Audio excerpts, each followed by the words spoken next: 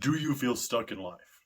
We're going to talk about some blockages that keep people stuck in where they're at, that keep us from moving forward, keep us in the same vibration that we're experiencing, and how to get out of them. One is blaming others, playing victim in life. So, when I mean playing victim in life, it's when something happens to you in your life, whether it's by another person, whether it's by an external event, whether it's the weather, whether it's the way you were raised, whether it's even your own personal belief systems and stories about yourself. That's playing victim in life. When you're playing woe is me, this happened to me, so I must be this way. That is when you take that trauma, that blockage, that story, and you label yourself with it. You put it on as a badge or as like a name tag, and you walk around going, hello, I'm disappointing failure. And most of us are very harsh on ourselves. And so we do put ourselves down from time to time. And part of us putting ourselves down is based on the stories and belief systems we have about ourselves that come from circumstances. And so we'll put that as a victim badge. An example of this is like, oh, well, I was born into a low-class family. And so because I was born into a low-class family and no one in my family ever obtained above a certain degree in college, and somebody never, no one's made a certain amount of money, then I too will never be that way. So I must always work blue-collar jobs for the rest of my life, and I must accept the fact that I'll never have a brand new car. I'll struggle to have a consistent mortgage. I'm going to be behind on my bills all the time because that's how my parents were. That's a story that we tell ourselves, but begin leaning into that. Now, in this day and age, there are so many people out there that are chain breakers. They're breakers of the cycle, meaning that they're breaking out of the cycle that was taught to them. They're breaking out of the things that they were taught or believe and are not going to fall on the same standpoints as the generations past. And that's what's wonderful. But another thing that keeps us blocked is the belief systems of that.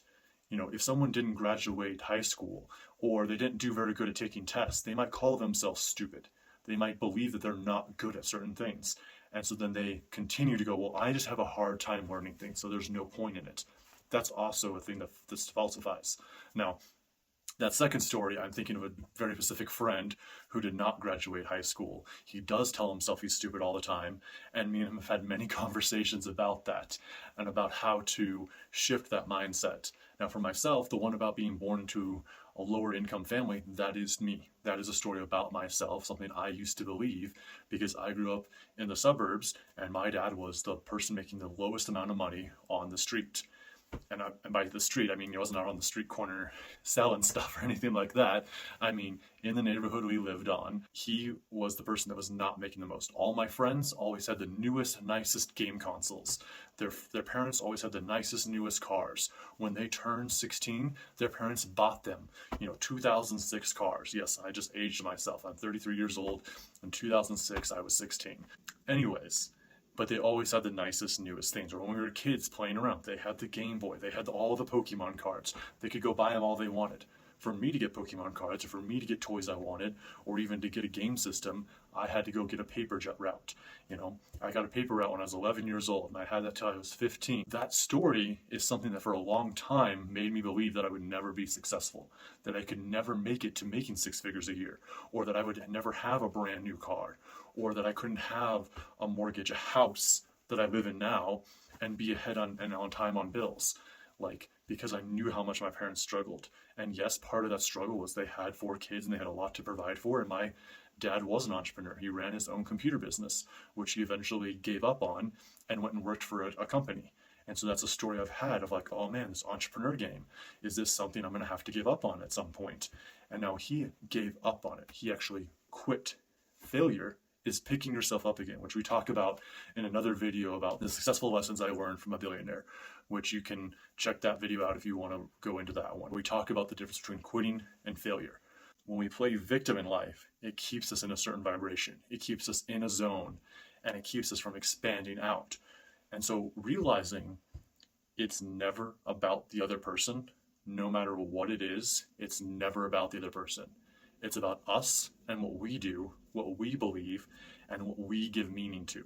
What we put our energy into, that's where it flows. How we act makes a difference. And so if we drop the stories of being a victim and turn into being a hero in the story, or even turn into being someone that's empowered and believes in themselves, you can accomplish anything. You can be, do, have everything and anything that you want in this life. One final story I'll bring up here, just because I know there's somebody out there that's going to see this and be like, well, what about this trauma? Yes, even when it comes to rape, child abuse, physical abuse in a relationship, mental abuse, emotional abuse, those are all about the other person and not about you. I did have emotional abuse growing up. I did have mental abuse growing up. And I could even say I had some spiritual abuse. But the point being is that even those stories are about the other person, not you.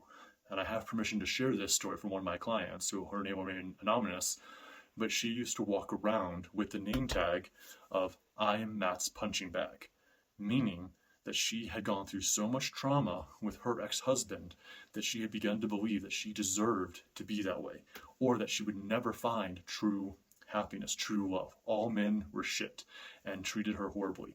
And that's really because she walked around giving power to her ex-husband and wearing the name tag of I'm Matt's punching bag.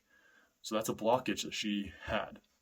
Point being is she took that name tag off, tore it up, and became a new, more empowered her. Someone that doesn't walk around with that, but walks around as being a powerful, strong, beautiful woman. That's something she says to herself daily now, and also embodies that energy of I am a powerful, strong woman. And she puts beautiful in there too. So that's an example for those heavier traumas. Those can also be torn up and taken off and turned into something else. So be aware of that and be aware of what name tag you're wearing. And remember, don't play victim. Don't be a victimizer, but turn them into not something that controls you and remove them from your vibrations. You can raise your vibration. You can step into your more ideal life and be the person that you want to be.